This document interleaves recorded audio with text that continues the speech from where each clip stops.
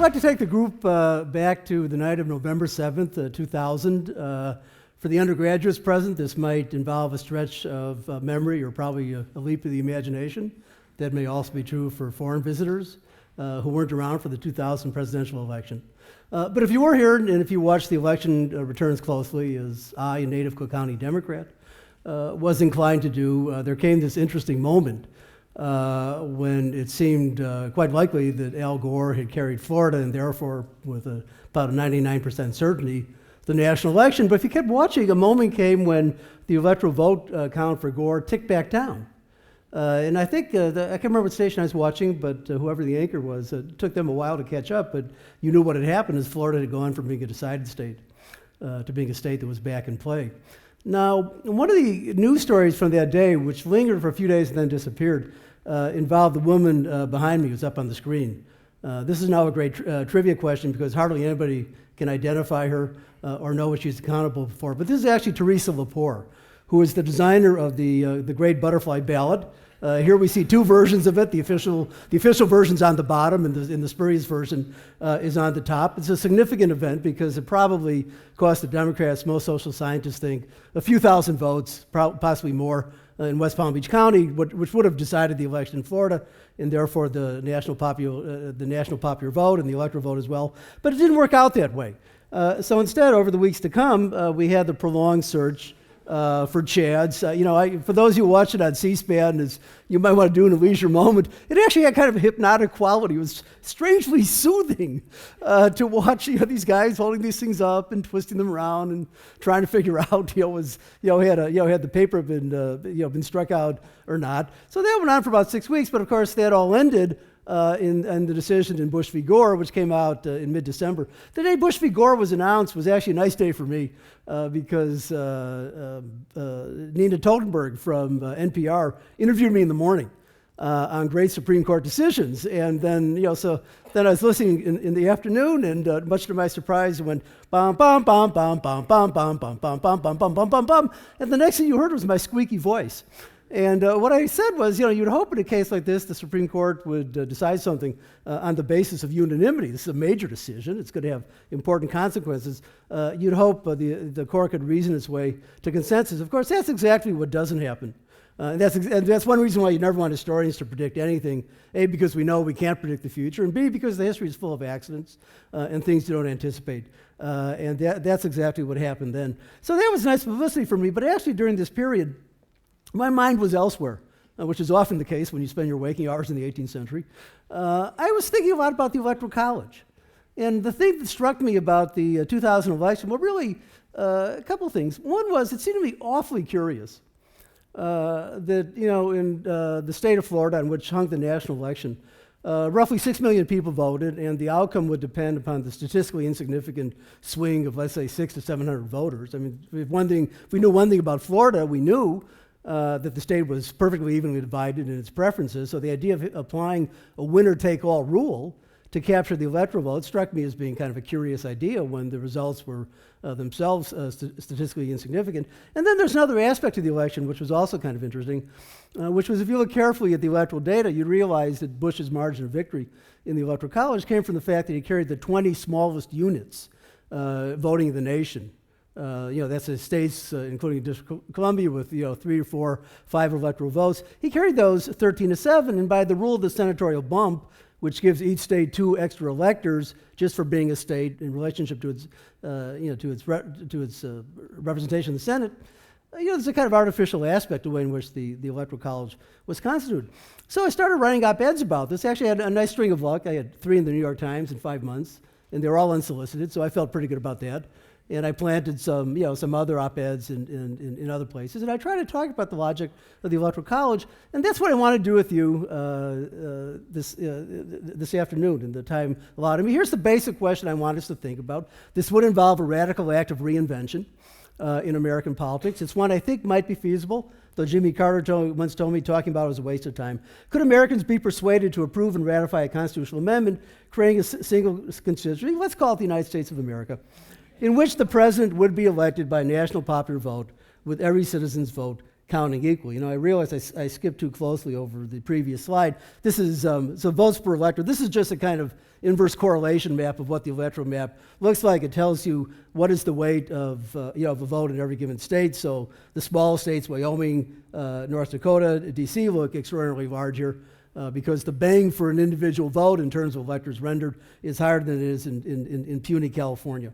So the basic question. So what I want to do now is I want to do just a little bit of history because I do spend my waking hours in the 18th century, and then I want to offer 6 propositions and maybe 1 or 2 suggestions, time permitting, about what we might do. So why do we have the Electoral College at all? This is a great mystery to most Americans, but I spend a lot of time thinking about this. The important things to know, first off, we have it not because it was a great idea, not because the framers of the Constitution understood how it was going to work. We have it because it was the least unsatisfactory option available to them. Not the most satisfactory, the least unsatisfactory option available to them. Why was that the case? Well, we have to look at the alternatives. So one alternative would be, let's have a popular election for the president. This was actively discussed at the convention, but there are 2 big arguments against it.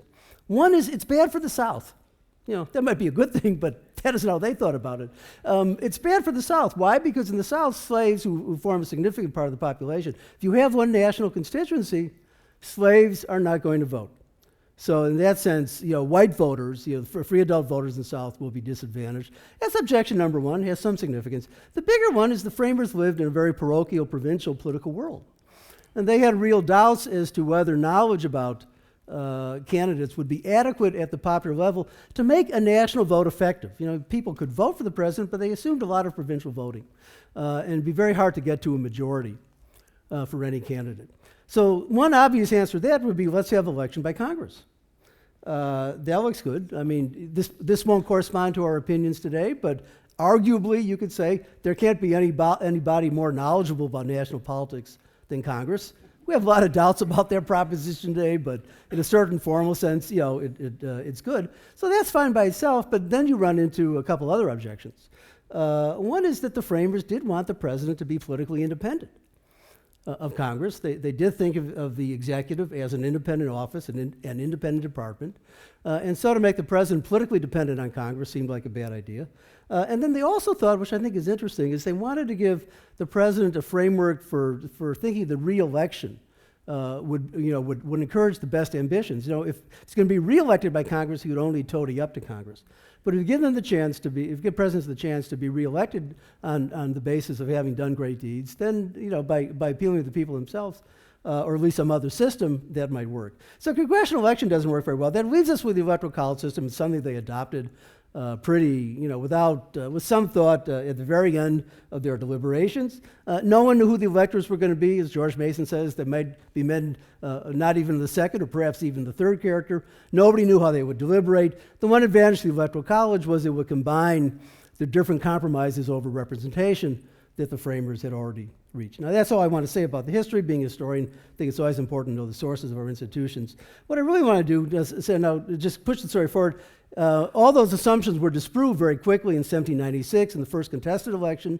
After Washington retires, John Adams on the left and Thomas Jefferson on the right run against each other. You have political parties formed. They operate very effectively. You could have had an effective national popular election then. And then, of course, we have the election of 1800, which is what really interested me. That's when what really struck me was that if you went through the state by state, you would see that the states were manipulating the rules whereby electors were chosen. That the Electoral College became basically a vehicle for partisan manipulation. And so you get a kind of set of stories. Virginia went from choosing electors by districts to having a statewide popular vote. Virginia, of course, the home of Thomas Jefferson, who's running against Adams again. Massachusetts, Adams' home, goes from having districts to having appointed electors by the legislature. In Pennsylvania, almost failed to vote because the 2 houses of the legislature were divided. The legislature was going to appoint the electors, but the 2 houses belonged to the 2 different parties. Finally, they strike a deal. New York, most interestingly, was going to have legislative election. Aaron Burr wins, carries the legislative elections for the Republicans, Jefferson's party, his own party, at which point Alexander Hamilton writes John Jay, says, call the legislature back into special session so we can go to a district system. If we have a district system, maybe we can pull off a few electors here. My basic point here is if you look at the history of Electoral College, you see, A, the framers' original understandings were wholly wrong, or at least deeply problematic. if not wholly wrong. And B, the institution was subject to a great deal of partisan manipulation. That's the deep history. Now let's look at the story that we face today. And I just want to offer up here 6 reasons why I think we ought to be bold enough or rational enough or enterprising enough to think about reasons for changing this. And I'm sorry that I don't have anything flashy here, but these are basically concepts I'm trying to explain, and so I have to kind of lay them out in this way. So point number 1 is I believe is a matter of principle. One person, one vote. The idea that everyone's vote is an equal vote wherever it is cast should be the rule of a modern democratic polity. It is the one principled rule around which I think we should all agree. Point number 2, we've become increasingly aware, I think going back to 2000, of what we call the battleground state phenomenon. The presidential elections pivot around identifying some handful of states, maybe anywhere from, let's say, 6, 7, 8, to about a dozen, that are contestable. They're contestable just for accidental reasons, just because the populations there happen to be more or less evenly divided. It's not for any reason. It's not that their political culture is special. It's not that they have special interests that the rest of the nation ought to observe. I mean, why should we care about New Hampshire being a battleground state, except its population has to be equally divided, therefore it's contestable. I think the rest of us feel this is something fundamentally harmful, dangerous, inimical to the political system. It means that the rest of us essentially sit presidential elections out. We care a lot about them. I mean, I read the news pretty, on a daily, hourly basis. I check 538.com every 2 or 3 hours during the election cycle. But the reality is that we don't really feel engaged in the election. So that's reason number 2. Reason number 3, we've become increasingly aware that just as there is partisan manipulation of the Electoral College in the 1790s, once the delegates understood that it was an institution ripe to be manipulated as best they could by rules and so on. Today we have a different form of partisan manipulation, which says the results of an election pivot on what you do in the battleground states and how you appeal to a relatively small segment of independent, moderate, unattached, often quite ignorant voters. So we have this kind of curious system where we have a new form of partisan manipulation, which is a little different from the kind that exists in the 1790s, but still a problem. Okay, so those are kind of standard objections. Now here are, though, I think are 3 reasons, 3 more positive reasons that I want all of us to think about just as citizens, why the whole idea of reform should be attractive to us as a matter of principle. One is, I happen to think that this may be a moment when both parties should have incentives to think positively about replacing the Electoral College with the national popular vote. The Democrats may feel this way because they've shown some structural advantages in the last 2 elections with President Obama, both in terms of how the Democrats are creating what is potentially a new national majority, and also in which the way the states are evolving in ways that Republican strategists like Karl Rove had never anticipated. And the Republicans, for their part, have to start thinking seriously. Would we not stand a better chance of winning the presidency with a popular national candidate than we can do through the state-bound basis of the Electoral College? When the Republicans look at the map, what they now see is something very scary, something that's not going to work to their advantage over the long run, and therefore they might want to start to rethink it. That's point number 1. Point number 2, or point number 5 up here, I should say, that I feel very, very strongly about. If we had a national presidential election, a popular vote in a single constituency, let's call it the United States of America, which happens to be a convenient term, one of the things that politicians would discover is votes cast everywhere would have the same weight. You wouldn't just have to turn out your voters in strategic constituencies or in battleground states. You would want to turn out, if you're a Republican, you want to turn out as large an electorate in Texas as you possibly could, but also in Idaho or Wyoming or Alaska, all those places the Democrats would never bother competing. So I happen to think that if we went to this kind of system, if we thought about it rationally, of course it's a difficult enterprise, but that's why I'm talking to you, to encourage this kind of thinking to take place. If we thought about it rationally, we would understand that there would be a deep incentive in the party system to think about ways to democratize our politics in a way that would be admirable. And why do I think that would be admirable? Well, here are 3 inauguration photos from 2000, 2008, and 1992, 2000, 2008. One of the things I like about this photograph is that there are 2 graduates of the Stanford History Department up on the stage here. My former student in thesis advising, Chelsea Clinton, in the upper left, and then Dianne Feinstein down here. Now, why do I put these 3 photographs up? I do so, I think, out of a deep democratic principle to which I feel strongly committed. I teach a course with my colleague Jim Fishkin called Can the People Rule, which is essentially about the idea of democracy, where it comes from, how we might practice it today. We feel very strongly that democracy is the one best form of government. We feel deeply committed to it morally. We want to explain how it works. And I think what I want this photo to illustrate is just one last point here. If we look at the last three presidencies, one of the things I think we can really discover is that each has begun with a kind of deep partisan animus carrying over from the election into the subsequent administrations. That was certainly true of Clinton. Republicans felt they owned the presidency.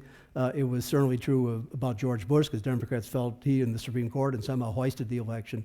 It was certainly true about Barack Obama for a whole variety of reasons that are painful to talk about, and so on. But I think the deeper issue here is that if we perceive a country that's divided into red and blue states, if we think about the way in which the electoral college system works, if we think about its manipulative aspects, it might be a net gain to our political culture in the broadest sense of the term to think of the presidency as the one national office in which we would all cast a vote that counts equally. Each of our votes would count the same. All American citizens would be equal. And the result would be a truly national result. We know that the distribution would not be equal across the states, but we would know that the result was truly national in a way that I think our current politics don't allow us to do so. I think that would be a great step forward for our democracy, and just as a teacher to you, as students and audience, I hope you'll think seriously about it. Thank you very much.